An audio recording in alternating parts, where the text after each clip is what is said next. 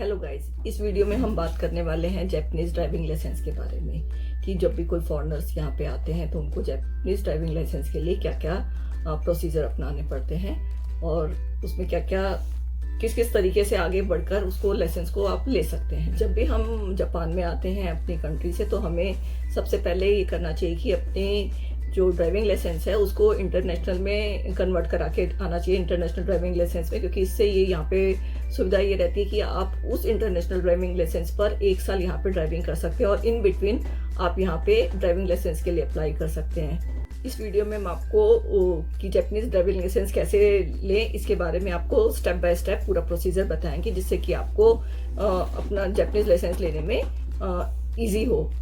और जब आप इंडिया से आते हैं तो मेरा सजेशन यही है कि आप वहाँ से 4 व्हीलर का ड्राइविंग लाइसेंस लेकर आएँ, क्योंकि आपको इजी रहेगा यहाँ पे जापानीज लाइसेंस के लिए अप्लाई करने और लेने में। क्योंकि अगर आपके पास लाइसेंस नहीं है तो आपको यहाँ पे ड्राइविंग स्कूल में एडमिशन लेना पड़ेगा और वहाँ से ड्राइविंग सीखनी पड़ेगी, जिसमें कि 3.5-4 लाख का खर्चा आता है। और अगर आपके पास ड्राइविंग लाइसेंस है इंडिया का तो आप यहाँ के सारे जो हम बताएंगे प्रोसीजर उनको फॉलो करते हुए मैक्सिमम 20,000 येन के अंदर ही आप यहाँ का ड्राइविंग लाइसेंस ले सकते हैं। तो चलिए अब बताते हैं, स्टेप बाय स्टेप बताते हैं कि आपको जापानीज ड्राइविंग लाइसेंस के लिए कैसे कैसे आगे बढ़ना है।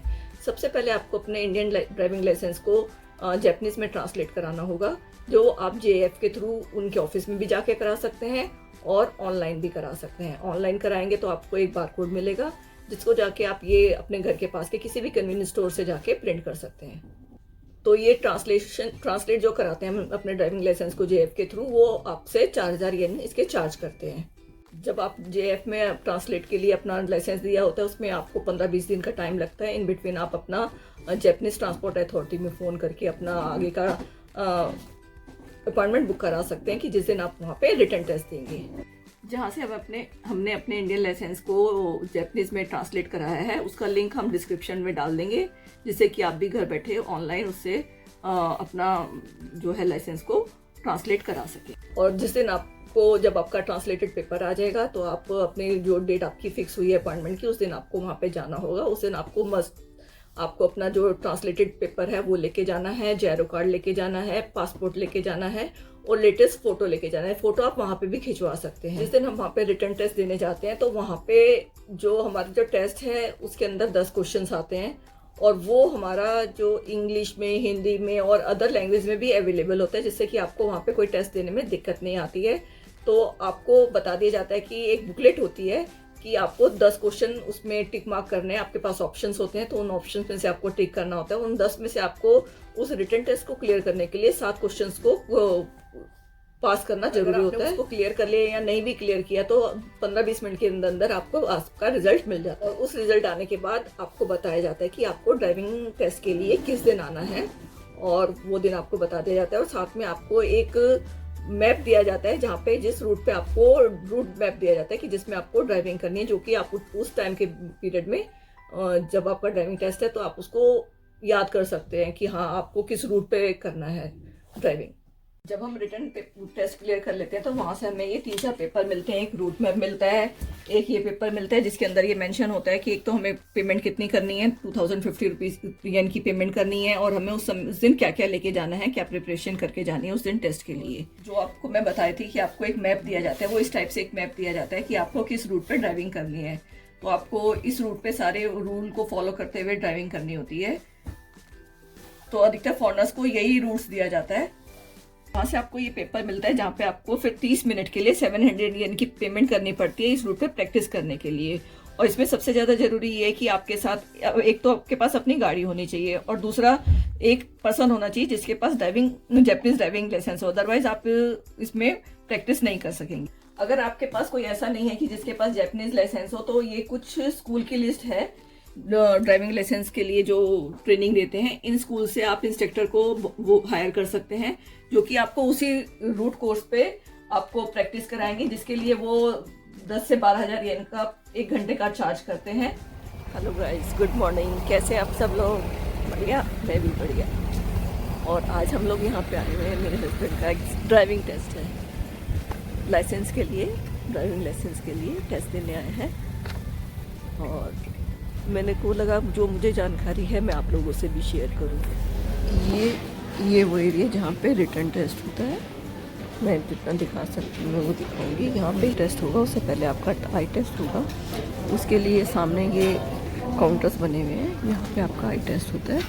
देखिए गाइस यहाँ पे कितने लोग आए हुए हैं और कितनी भीड़ है यहाँ पर ड्राइविंग टेस्ट देने के लिए, ड्राइविंग लाइसेंस की अप्लाई करने के लिए कितने लोग आए हैं। कैश जमा करा देते हैं और उसके बाद आई टेस्ट होता है, तो उसके बाद कैश जमा कराने पे आपको इस तरह की स्टैंप लगती है, और जब आप आई टेस्ट करते हैं तो इस टाइप की यहाँ पे स्टैंप लगती है, और यहाँ पर आपको पास होते हैं तो उसमें सर्कल करके दे देते हैं कि हाँ आपका आई टेस्ट क्लियर हो गया। उसके बाद ही आप लोग ड्राइविंग लाइसेंस के लिए आगे जा सकते हैं। वो जमा करेंगे, उसके बाद वो चेक करके फिर आगे के लिए आपके ड्राइविंग लाइसेंस के लिए कुछ आगे पेपर देते हैं।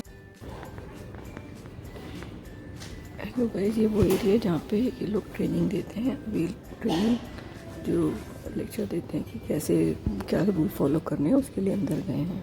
12:30 बजे क्लास अटेंड की थी, अब 1:20 हुआ है, अब ड्राइविंग टेस्ट स्टार्ट हो रहा है।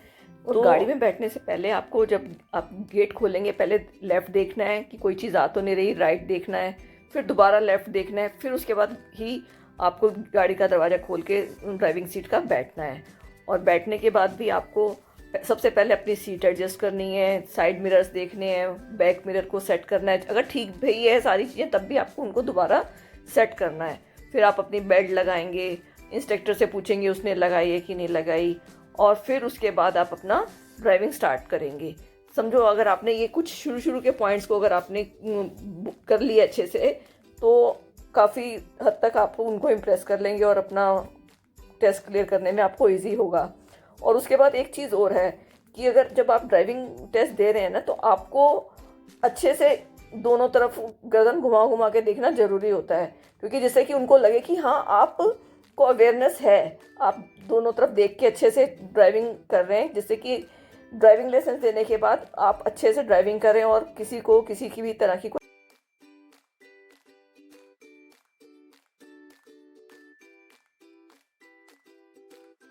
इसके अलावा कुछ और मेन पॉइंट्स हैं जिनका आपको ध्यान रखना होता है, जैसे रेड लाइट है, तुम्हारे है जहाँ पे आपको 3 सेकंड रुकना है, क्रैंक है, एस बनाने का है। तो अगर आप ये सारी चीज़ें क्लियर कर लेते हैं तो आप अपना टेस्ट क्लियर कर सकते हैं। अब ये ड्राइविंग टेस्ट दे के आ गए हैं और इनका क्लियर हो गया। अब आगे की पेपर वर्क के लिए अब वेटिंग में है।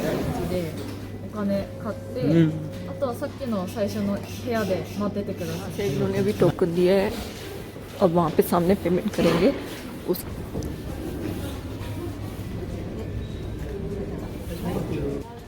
इस विंडो में ड्राइविंग लाइसेंस पर आने वाली सभी डिटेल को चेक करने के लिए बुलाएगा। फिर यहीं पे फ़ोटो खींची जाएगी सबकी एक करके, जो कि ड्राइविंग लाइसेंस पे लगेगी।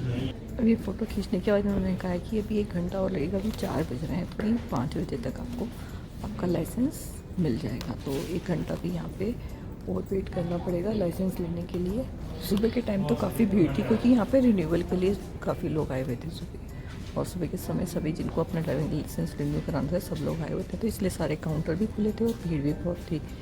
पर अब खाली ये जो 10 लोगों का टेस्ट होता है उसमें से जितने लोग क्लियर करते हैं उनको ही इस समय फ़ोटो खींचनी होती है और ड्राइविंग लाइसेंस मिलता है, तो इसलिए अभी बाकी सारे काउंटर्स बंद है। वो एरिया है जहाँ पर जो लाइसेंस रिन्यू कराने वाले होते हैं वो आते हैं। ये सारे काउंटर्स बने हुए हैं। सुबह 11 बजे आए थे, 10:30 11 बजे आए थे, पूरा दिन लग गया।